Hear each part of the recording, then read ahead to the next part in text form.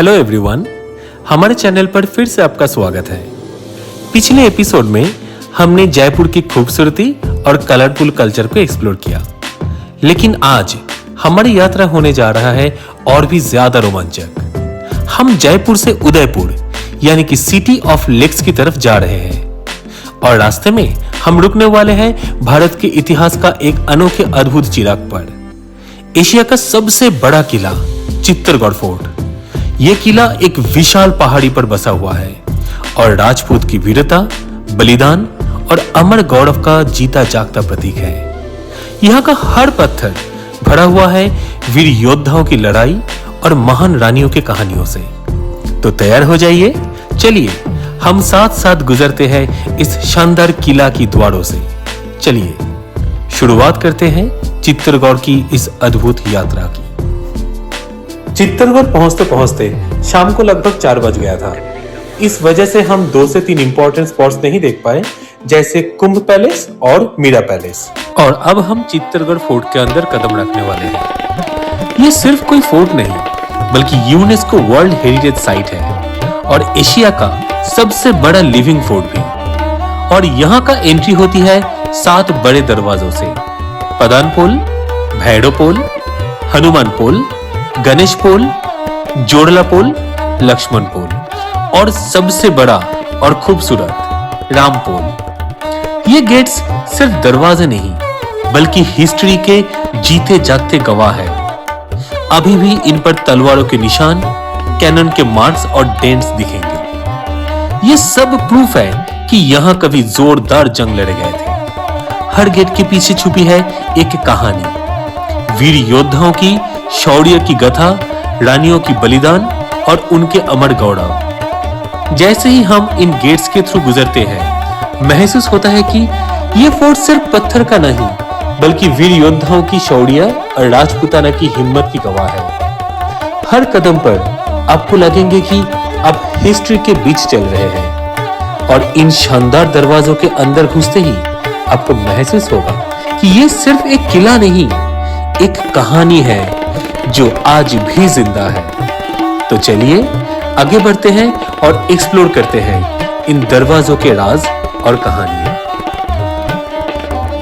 अंदर जाने के लिए टिकट था सिर्फ 40 रुपए, एक छोटी सी प्राइस, लेकिन जो आपको ले जाएगी हिस्ट्री के बीच एक अनोखे सफर पर। जैसे ही हम फोर्ट के अंदर कदम रखे, सबसे पहले हमने गाइड हायर किया। गाइड का चार्ज सिर्फ 1000 रुपए था, लेकिन ये हर पैसा बिल्कुल वर्थ था, क्योंकि वही हमें फोर्ट की हर राज, कहानी और हिस्ट्री के हिडन जेम्स दिखाएंगे। और जैसे ही हम गाइड के साथ आगे बढ़े, महसूस हुआ जैसे हम समय के सफर पर चल रहे हो, जहां पर हर पत्थर, हर दीवार और हर दरवाजा एक कहानी सुनाता है। हमारे सबसे पहला स्पॉट है मीरा कैंपस, जहां आपको मिलेंगे मीरा टेम्पल और कुंभश्याम टेम्पल। चलिए अब हम गाइड से सुन लेते हैं इस फोर्ट के बारे में और इन दोनों मंदिरों के बारे में, जो आपको हिस्ट्री के बीच एक अलग ही सफर पे ले जाएंगे। तो चित्तौड़गढ़ फोर्ट एशिया का सबसे बिगेस्ट फोर्ट है। 13 किलोमीटर के बाउंड्री वॉल के अंदर इस फोर्ट को बनाया हुआ है। फोर्ट को 3 पार्टीशन में डिवाइड किया हुआ है। 3 पार्टीशन में फर्स्ट है विलेज एरिया, जिसके अंदर प्रेजेंट टाइम में 2 से 2,500 लोग लिविंग करते हैं। सेकंड है मोन्यूमेंट्स एरिया, जहाँ पे टूरिस्ट लोग विजिट करने आते हैं। और लास्ट है फॉरेस्ट एरिया, जिसको अभी फॉरेस्ट वन विभाग में उसको अपने अंडर में ले रखा है, जो 3 से 4 किलोमीटर के एरिया के अंदर फैला हुआ है। इसके अंदर 100 से 150 डीएल्स हैं, लेकिन गवर्नमेंट ने 2016 से उसको क्लोज कर रखा हुआ। वो लोग फोर्ट जो आप जैसे घूमने आते हैं, तो आपने लाइफ में बहुत सारे फोर्ट विजिट किए होते हैं, तो हमारा जो चित्तौड़गढ़ फोर्ट है वो थोड़ा डिफरेंट फोर्ट है। इस फोर्ट को कहते हैं कि देखने के लिए पत्थर है, सुनने के लिए हिस्ट्री और खाने के लिए सीताफल। आप जैसे राजस्थान घूमते तो राजस्थान के अंदर वैसे तो 4 पार्टीशन होते हैं, लेकिन 2 इंपोर्टेंट पार्टीशन होते हैं, मेवाड़ और मारवाड़। मेवाड़ के अंदर आप जो देखते हैं वो जयपुर, जोधपुर, जैसलमेर, बीकानेर आते हैं। मेवाड़ के अंदर अगर आप देखते हैं तो उदयपुर, चित्तौड़गढ़, हल्दीघाटी, बूंदी वगैरह, माउंट आबू वगैरह, अजमेर वगैरह मेवाड़ के अंदर आते हैं। मेवाड़ के अंदर आप देखेंगे तो यहाँ पे आराम से हरियाली वगैरह देखने को मिलता है, पानी की कोई कमी नहीं होती है। मारवाड़ में आपके जाएंगे तो वहाँ पे उनको डेजर्ट वगैरह देखने को मिलता है, वहाँ पे पानी की बहुत कमी। अभी जो अपन फोर्ट आए हैं, आपने एंट्री किया है 7 गेट को क्रॉस किया होगा। This is a fort in factory. Mewar में हरियाली, मेवाड़ में हरियाली है, और मारवाड़ में जाएंगे तो डेजर्ट ही, यानी कि जैसलमेर आपको मारवाड़ में हो, मारवाड़ में। जयपुर भी है, जयपुर में भी है। राजस्थान के अंदर जैसे अभी आपने फोर्ट विजिट करना है, चित्तौड़गढ़ फोर्ट, मैंने जैसे बताया कि ये बैक साइड से आपने एंट्री किया है। फोर्ट का जो फ्रंट साइड है वो यहाँ से 6 किलोमीटर दूर है। फोर्ट का जो अपना फर्स्ट पॉइंट है इसको बोलते हैं मीरा कैंपस। इस फोर्ट को बिल्ड किया था 5th सेंचुरी के अंदर चित्रांगद मौर्य ने। उस टाइम पे इस किले का नाम था चित्रकूट। उसके बाद 56 राजाओं ने इस किले के ऊपर रूल किया हुआ है। सभी राजाओं ने अपने टाइम के अनुसार अलग अलग चीजें बनाई हुई, किसी एक राजा ने इस पूरे फोर्ट को बिल्ड नहीं किया हुआ है। पूरे फोर्ट को अगर आप देखेंगे तो ऑल ऑफ फोर्ट के अंदर 113 टेम्पल्स है, जिनमें से 90% टेम्पल सारे डिस्ट्रॉय हैं और 84 वाटर टैंक बने हुए, छोटे से बड़े। क्योंकि पहले के टाइम में जो सोर्सेस होता था वो खाने को पीने का, जो पानी का टैंक होता था उनको स्टोरेज करके रखते थे। जब फाइट्स वगैरह होती थी दुश्मन से तो 1 महीना 2 महीने फाइटिंग चलती थी। फाइट चलती थी 6 महीने, साल, 2 साल, 3 महीने, 8 महीने ऐसे फाइट चलती, लंबी फाइट चलती थी।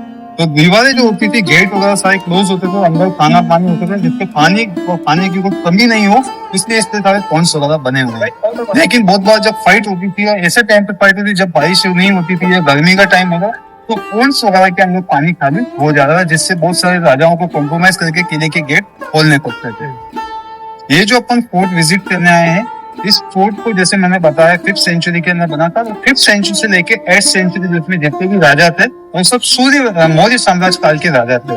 8th सेंचुरी के अंदर गुजरात से आए थे भुइल वंश के राजा, जिनको अभी प्रेजेंट टाइम में गहलोत बोलते हैं। उनका नाम होता था बप्पा रावल। उन्होंने मौर्य साम्राज्य के लास्ट राजा थे मान मौर्य, उनके ऊपर अटैक करके किला टेक ओवर किया था। फर्स्ट पॉइंट है, इसको मीरा टेम्पल, मीरा कैंपस बोलते हैं। यहाँ पे 2 टेम्पल अपन विजिट करेंगे, लेकिन कैंपस के अंदर 3 टेम्पल है। फर्स्ट जो अपन टेम्पल देख रहे हैं, इस टेम्पल का नाम है कुंभ श्याम टेम्पल। इसको 8th सेंचुरी के अंदर बप्पा रावल ने विष्णु भगवान का मंदिर बनाया था। 14th सेंचुरी के अंदर राणा कुंभा जब इस किले के राजा बने थे तो उन्होंने ऑल ऑफ फोर्ट को पूरा रिपेयरिंग कराया था। इसी फोर्ट के साथ में उन्होंने 32 किलो का निर्माण और करवाया था, जिसको अपन बोल सकते हैं या तो रिपेयरिंग कराया था या नया निर्माण करवाया था। 14th सेंचुरी के अंदर विष्णु का जो स्टेचू था उसे हटा के राधा कृष्ण बलराम के नए स्टेचू की स्थापना करी थी।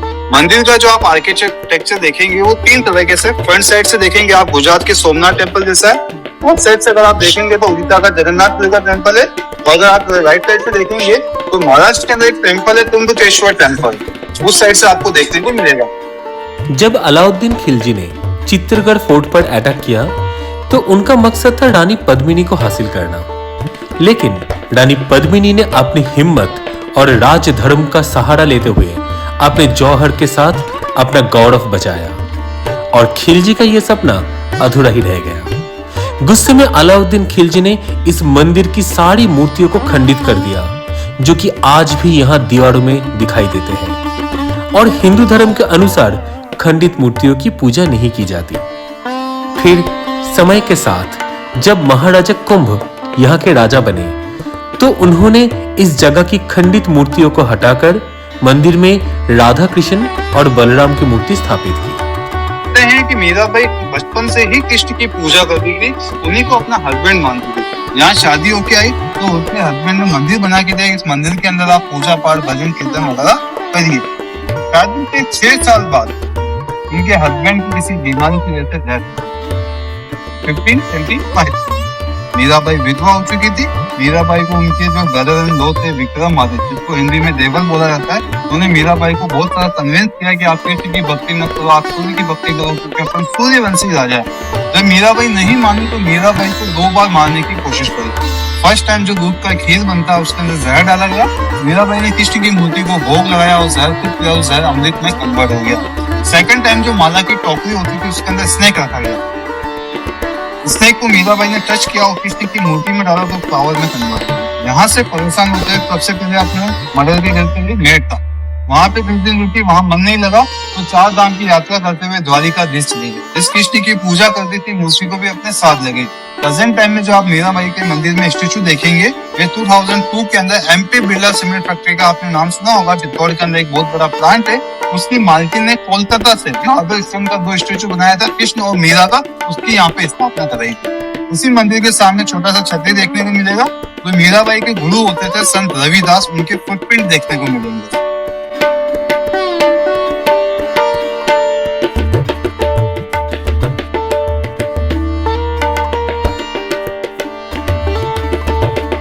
अब हम चलेंगे हमारे नेक्स्ट स्पॉट विजय स्तंभ और जौहर कुंड की तरफ। विजय स्तंभ, जो कि राजपूत विजय और शौर्य का अमर प्रतीक है, और राजस्थान पुलिस के लोगों पर भी इसी का चिन्ह है।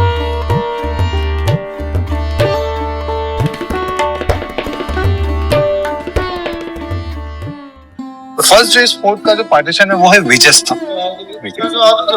जैसे अपने इंडिया की जो शान है उसको कश्मीर बोला जाता है। हाँ, तो वहाँ पे हर इंसान की जाने की इच्छा होती है कि मुझे कश्मीर देखना है। हाँ, वैसे ही हमारे राजस्थान के अंदर चित्तौड़ अगर कोई आता है तो वही बोलता है मुझे विजय स्तंभ देखना है। तो this is the name is a Vijay Stambh, build by Rana Kumbha 1448।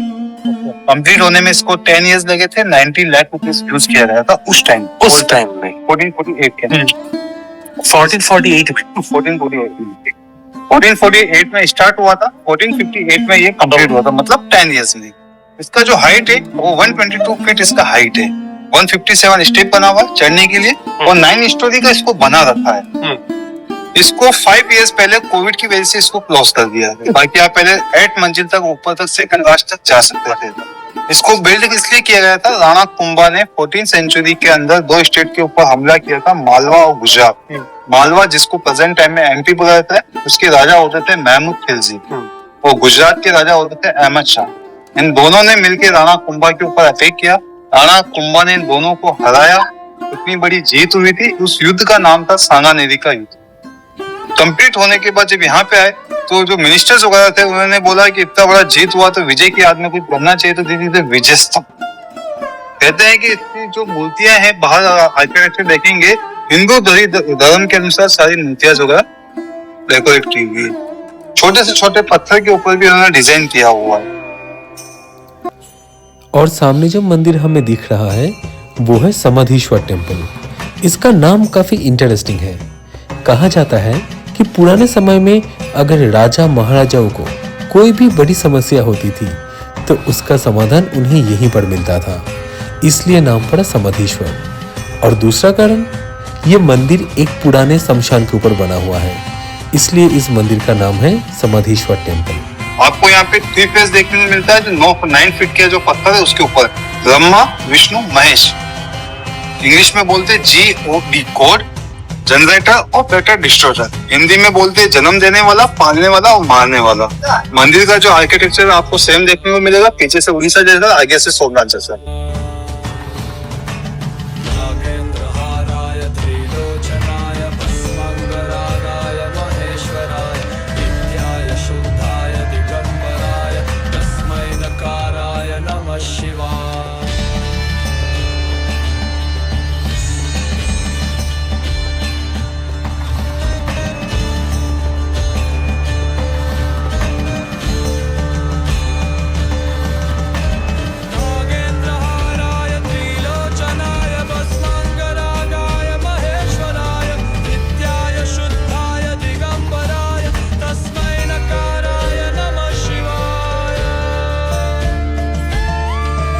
Vishnu, Mahesh, इसको बोलते समिधेश्वर टेम्पल।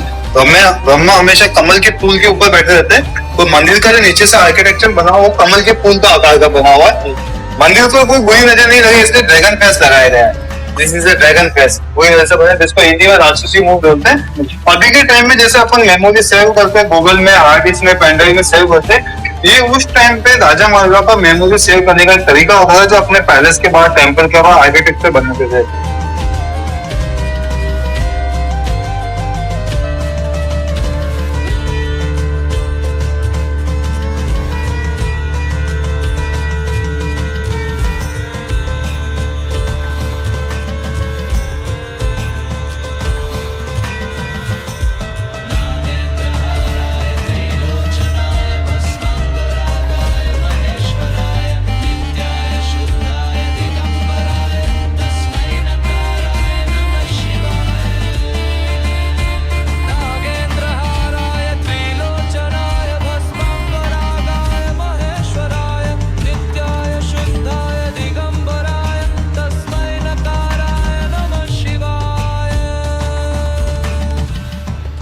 अब हम पहुंच गए हैं चित्तौड़गढ़ फोर्ट के सबसे खूबसूरत स्पॉट पर, गोमुख कुंड। यहाँ से लगातार पानी बह रहा होता है और आज तक किसी को नहीं पता कि ये पानी आखिर आता कहाँ से है। इसी वजह से ये जगह एक पवित्र और अद्भुत चमत्कार माना जाता है और इसी जगह से चित्तौड़गढ़ शहर का खूबसूरत नजारा भी हमें देखने को मिलता है। बाकी सब गड़ैया, रानी में रानी पद्मिनी, बाकी सब रणैया, ताल में ताल भोपाल, बाकी सब तरैया। गोमुख जरे निर्भय नाथ के ठोर, लाखों कौरों वह तपस्या करे जब पावे गढ़ चित्तौड़। कवि हरीश राय बच्चन की एक कविता है कि मुझे न जाना जमुना काशी, मुझे न जाना तीरथ धाम, नहीं तो अक्कियां प्यासी चित्तौड़गढ़ की नगरी को देखा।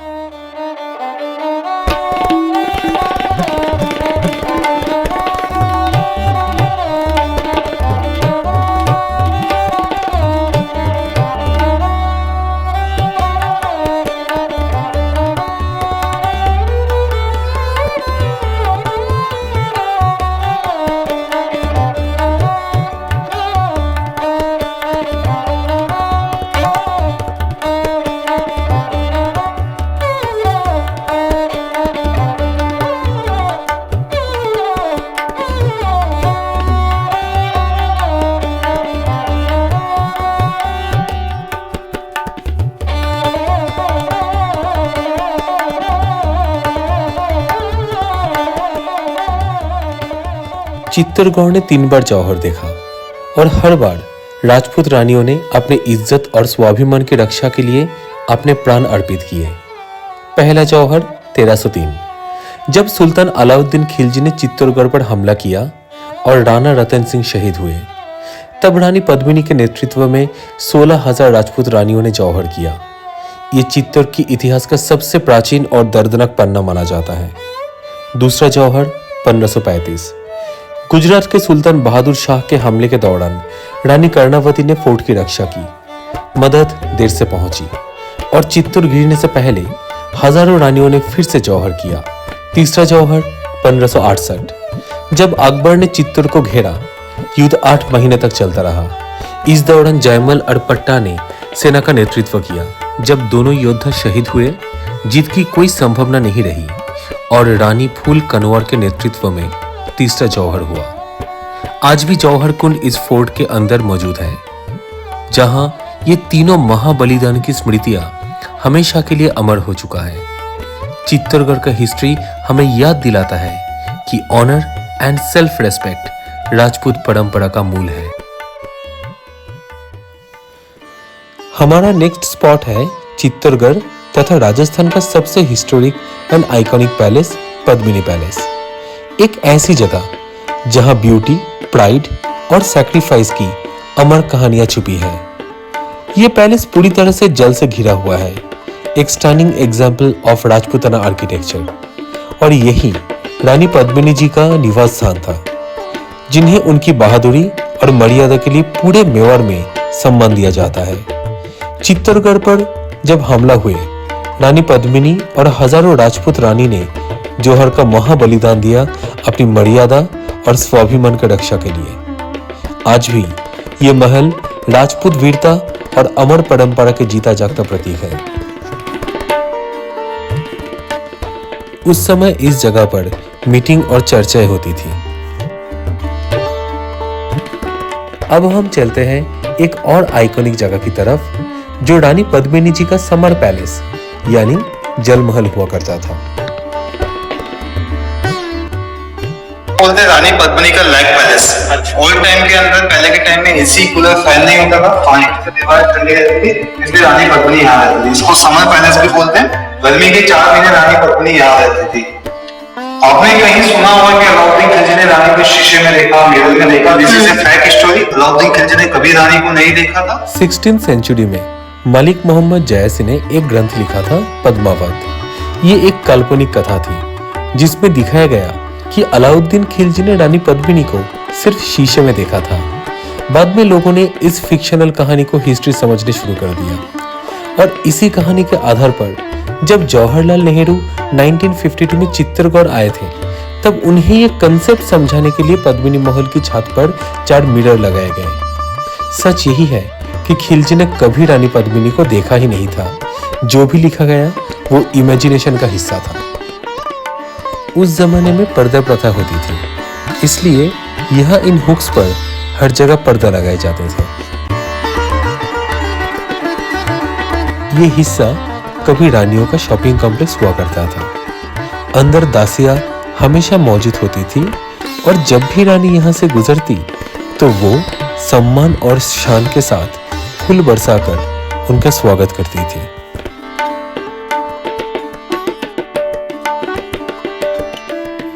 ये जगह रानी का मेकअप रूम हुआ करता था। अभी हम रानी पद्मिनी जी के खूबसूरत महल से निकल चुके हैं और अब हम जा रहे हैं उस जगह की तरफ जहां कभी महायुद्ध हुआ था, युद्ध भूमि। रास्ते में हमें हर तरफ पुरानी इमारतों के टूटे हुए हिस्से दिख रहे हैं। इन्हें देखकर लगता है जैसे हर पत्थर हमें पुराने समय की कहानियां सुना रहा हो। ये सब हमें बताता है कि चित्तौड़गढ़ की वीरता आज भी यही खड़ी है। हवा भी यहाँ कुछ अलग सी लगती है, जैसे वो भी उन वीरों की सम्मान में चल रहा हो। ये वही रास्ता है जहां से महारानी पद्मिनी जी ने अपनी हिम्मत और सम्मानों को बचाने का संकल्प लिया था। सोचिए, यहीं पर राजपूत वीर अपनी धरती, अपनी इज्जत और अपनी रानी के सम्मानों के लिए आखिरी सांस तक लड़ते थे। तलवारों की टकराहट, घोड़ों की दौड़ और जंग की गर्जना, सब कुछ इस जमीन ने देखा है। हर कदम पर ऐसा महसूस होता है ये सिर्फ पत्थर नहीं, हमारे वीर पुरखों की शान की निशानी है। ये सिर्फ युद्ध की जगह नहीं, गौरव की धरती है। दोस्तों, तैयार हो जाइए, अब हम उस जगह पर पहुंचने वाले हैं जहां चित्तौड़गढ़ की सबसे बड़े वीरता की कहानियां लिखी गई थी, युद्ध भूमि। युद्ध भूमि में ये जो पहाड़ आप देख रहे हैं, इसे कुंभकर्ण हिल के नाम पे जाना जाता है। दूर से देखने पर ये ऐसा लगता है जैसे कुंभकर्ण गहरी नींद में सो रहा हो।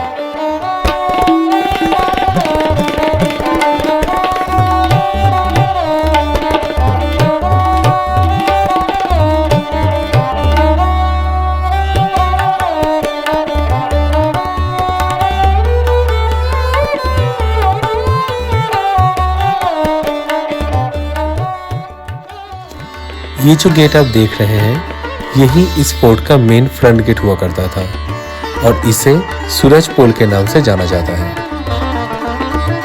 कास्ट के होते थे, उन्होंने 24 मंदिरों की यात्रा करी थी। जैन में 24 तीर्थंकर होते हैं। फर्स्ट जो तीर्थंकर होते हैं आदिनाथ भगवान, उनको समर्पित किया था ये जैन टावर। 75 फीट इसका हाइट है, 7 मंजिल का 80 स्टेप बना हुआ है। इसको 45 ईयर्स पहले बंद कर दिया था। पास में जैन टावर है, जिसमें पार्श्वनाथ भगवान का मूर्ति रखा हुआ है। ये शाम को 5:30-6 बजे बंद हो जाता है। तो ये सर जो जैन कास्ट के लोग होते हैं, वो सर सनसेट के बाद में कुछ भी खाना और पानी नहीं पीते हैं। जो है वो कुछ इनके प्रतिज्ञा वगैरह जो होती है वो नहीं रखे हुए, दीक्षा वगैरह, तो खाना पानी नहीं पीते, हमें वो पानी पी सकते हैं। खाना वगैरह नहीं खाते सनसेट के बाद में। हाँ। इसको बाद में अभी के टाइम में म्यूजियम बना रखा है, लेकिन ये शाम को 3:30 बजे 4 बजे बंद हो जाता है। हाँ, ये तो बात है। इसके जो मेन इंपोर्टेंट वेपन्स वगैरह है, जो सामान है, वो आपको कल उदयपुर सिटी पैलेस में देखने को मिले। इस जगह पे शाम को लाइट एंड साउंड के जरिए चित्तौड़गढ़ के इतिहास को बयां किया जाता है।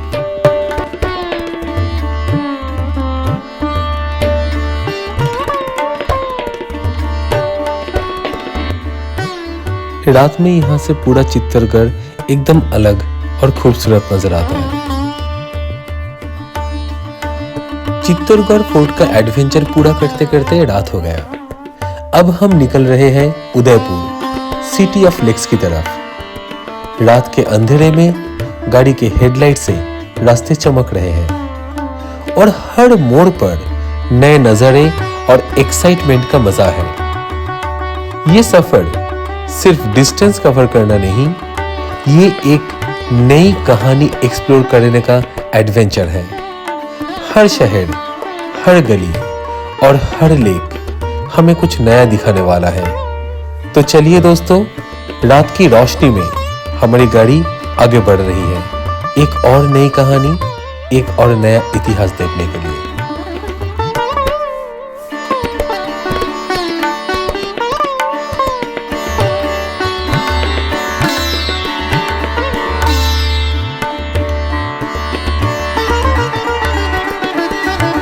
तो दोस्तों, अगर आप राजस्थान जा रहे हो, चित्तौड़गढ़ फोर्ट जरूर विजिट करें। ट्रस्ट मी, ये आपको लाइफ टाइम यादें देगा। अगर आपको ये वीडियो पसंद आया हो तो लाइक, शेयर और सब्सक्राइब करना मत भूलना। See you in our next episode. Till then, keep exploring, keep traveling.